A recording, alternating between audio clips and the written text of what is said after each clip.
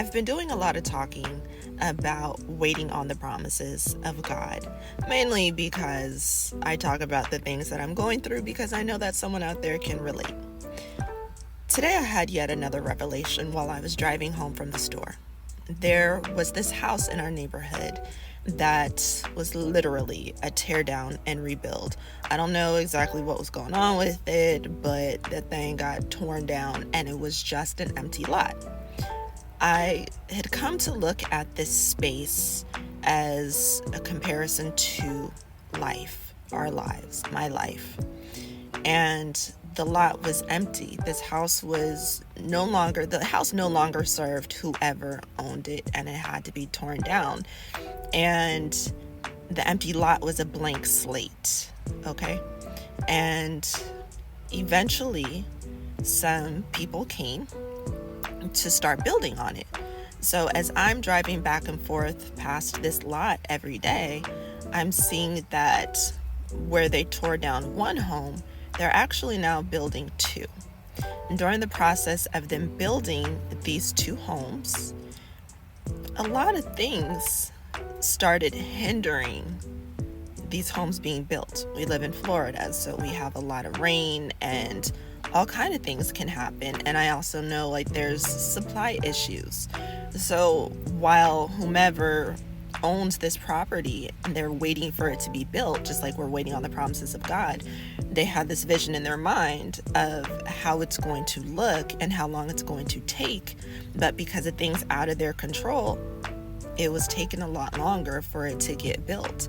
Just like there are things that hinder us, that delay us in what we're waiting for. And just like as these people were waiting for these homes to be built on this property, they had to keep up their faith. They had to go with the vision that was given to them of what it's going to look like when it's done, to keep them going in those times of delay and hindrances, which is the same thing that we have to do.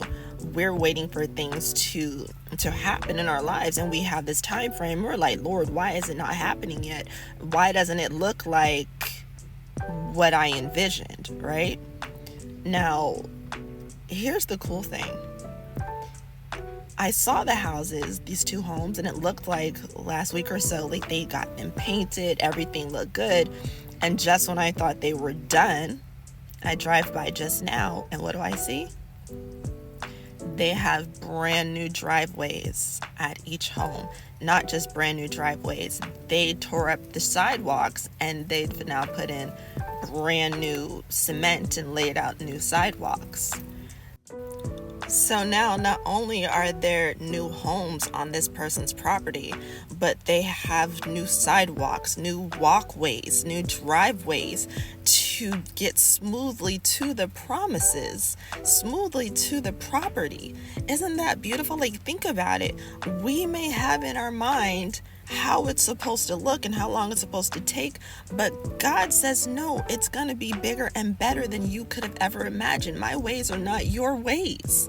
So we really have to let go and let God be the potter, be the builder, because whatever it is that he gave us a glimpse of, it's just a glimpse.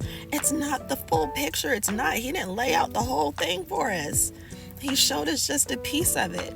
And once we get it, we're going to realize why we had to wait so long, because it's going to be so much more better and beautiful and amazing than what we could have ever imagined. We don't know what God had planned. What we call delay may not necessarily be a delay. It's just God working it out so it's laid out smooth and beautiful and perfect just for us. So while we're waiting, while we're in that season, because you're almost there, that's what you have to realize. You're almost there. So you just have to keep pushing. When you feel like you're getting ready to give up and just throw in the towel and do it your way, you have to keep going. Think about Abraham and Sarah. God promised that he would be the father of many nations and that they were going to have a baby. And what did they end up doing? Sarah had the bright idea of him getting with Hagar and having a baby with her. I heard someone say this the other day. Oh, let me get it right, Lord. Why settle for Ishmael when God promised you Isaac? So when you're in this waiting season, ask God to strengthen your faith. When you feel like you're getting ready to give up, give it to God. He can handle it. He's the one that gave you the promise. He's the one that made you the promise. So give it to him. When you're stressed and ready to give up, don't settle for Ishmael when he promised you Isaac. It's coming.